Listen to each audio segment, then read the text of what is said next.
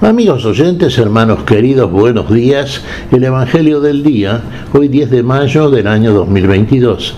Aquí estamos Patricia y Miguel, este matrimonio cristiano, dispuestos a leer y comentar este Evangelio. Primero la lectura, Patricia. Lectura del Santo Evangelio según San Juan, capítulo 10, versículos del 22 al 30. Se celebraba en Jerusalén la fiesta de la dedicación del templo. Era invierno y Jesús se paseaba en el templo por el pórtico de Salomón. Los judíos, rodeándole, le preguntaban: ¿hasta cuándo nos vas a tener en suspenso? Si tú eres el Mesías, dínoslo francamente. Jesús les respondió: os lo he dicho y no creéis. Las obras que yo hago en nombre de mi Padre, esas dan testimonio de mí. Pero vosotros no creéis, porque no sois de mis ovejas. Mis ovejas escuchan mi voz y yo las conozco, y ellas me siguen, y yo les doy la vida eterna. No perecerán para siempre, y nadie las arrebatará de mi mano. Lo que mi Padre me ha dado es más que todas las cosas, y nadie puede arrebatar nada de la mano de mi Padre. Yo y el Padre somos uno. Palabra del Señor. Gloria a ti, Señor Jesús. Yo y el Padre somos uno. Todo lo que es del Padre es del Hijo. Todo lo que es del Hijo es del Padre. El misterio de la unidad, la perfecta unidad. Son uno en el otro, uno con el otro. Qué interesante sería, qué importante, qué definitivo, hermanos queridos, si nos sumergiésemos en esa unidad. Ser uno con el Padre y el Hijo, ser uno en el Padre y en el Hijo, en la participación total de esa unidad que es el misterio del amor, el misterio de la vida, y que es un misterio que Dios quiere que sea en nosotros de la misma manera que es entre Él y el Hijo. En Dios mismo, en el misterio del Dios uno y trino, misterio de la vida, misterio del amor. Claro, acá se nos muestra cómo Jesús, era invierno, se nos dice, era la fiesta de la dedicación. La dedicación se celebraba en recordación de la dedicación del altar nuevo, que había sido recuperado, restaurado, digamos, después de la profanación que había hecho del mismo el rey Antíoco durante una invasión a Jerusalén. Ahora se celebraba esta fiesta de las luces, sí, y estaba ahí Jesús paseándose en invierno por la zona del pórtico de Salomón. Y Jesús había sido escuchado ya por mucha gente. Muchos de los que lo escuchaban a Jesús habían creído y otros no habían creído. Y los que no habían creído también se acercaban a Jesús y procuraban, disputando con él, encontrarlo en algún error, en algo que le sirviese de modo, digamos, oficial, como denuncia concreta para, denunciarlo precisamente, ¿no? Como un falso Mesías, como un impostor, como alguien que decía algo que no era. ¿Qué se decía de Jesús? Que era el Mesías. Jesús era el Mesías, claro que era el Mesías. Todos los signos, todas las cosas que accionaba, que decía, nuestro Señor Jesucristo estaba mostrando claramente que Él era el Mesías.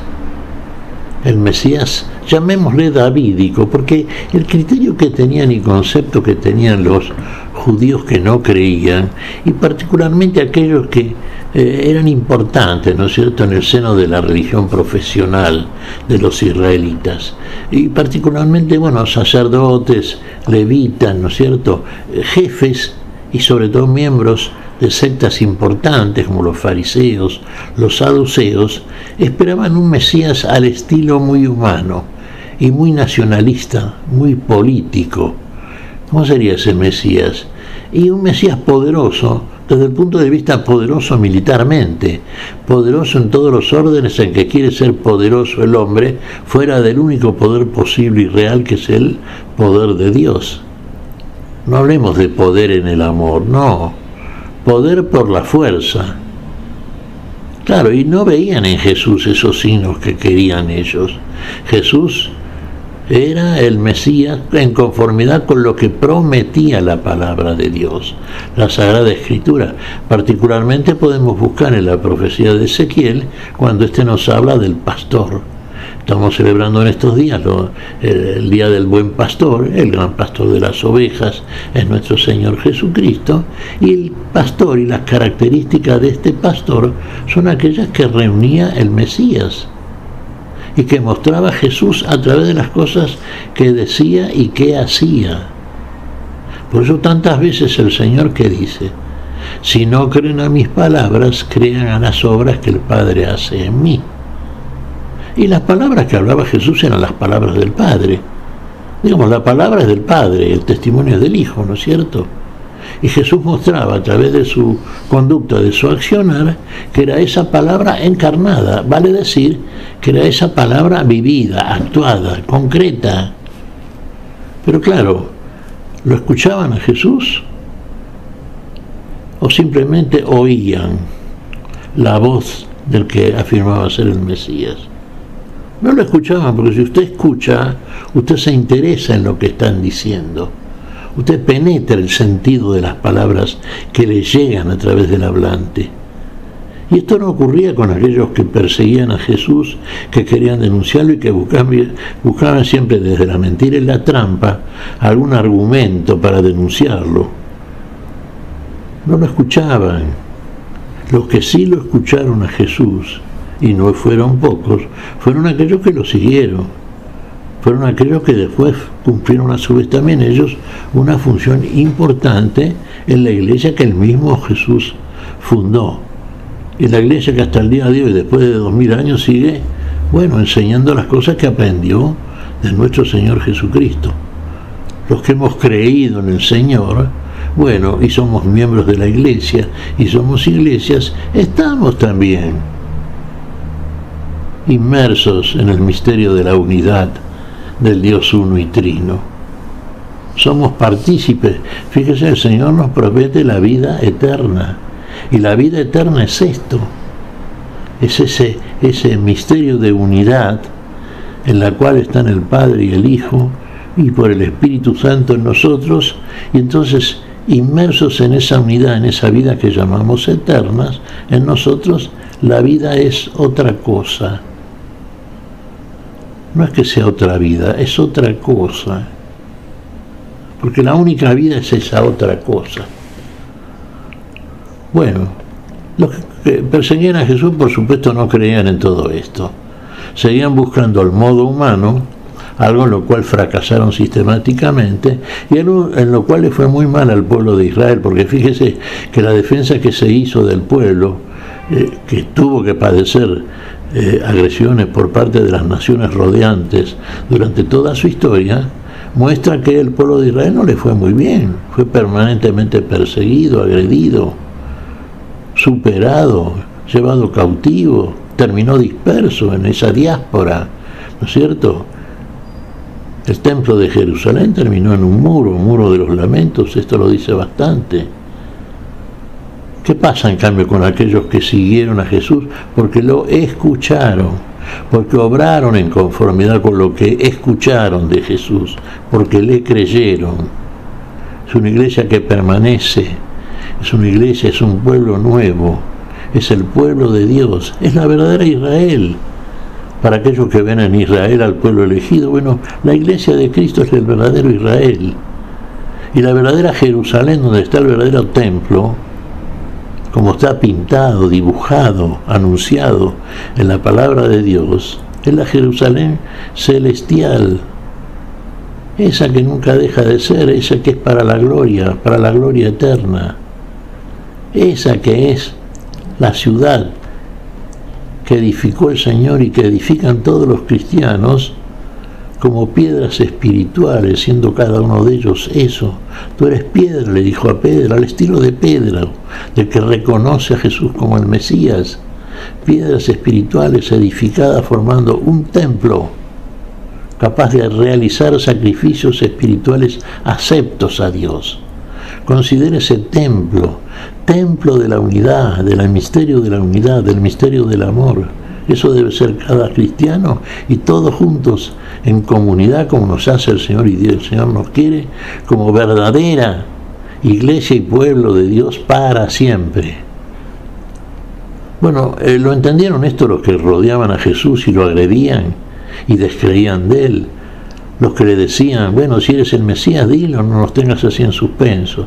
Estaban buscando un argumento en Jesús fallido para denunciarlo, cosa que nunca encontraron por otra parte, porque el Señor tenía argumentos de sobra para rebatirlos, y lo que hizo sistemáticamente. Bueno, es que estamos enfrentados, hermanos. Fíjense, la mentira que persigue al autor de la verdad, a la verdad encarnada. Y como siempre va a ocurrir ese combate entre aquello que es y lo que no es, entre la vida y la muerte, entre el ser y el no ser. Finalmente prevalece el que es, prevalece la vida. El Señor murió, sí, pero resucitó. La vida triunfó. Y la vida está entonces enaltada sobre todos aquellos que siguen a la vida y que son en la vida triunfadores por esa vida que está en ellos y que es el fruto de la obra de aquel que es el autor verdadero de la vida, el que vino a nosotros a traernos aquellas cosas y aquella vida que habíamos perdido. ¿Qué te parece, Patricia?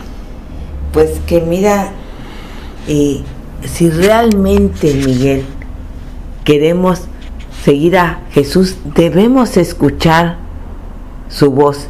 Y ese escuchar, que no es solamente oír con los oídos, sino actuar con todo nuestro ser, el mandamiento que Dios nos ha dejado, el amor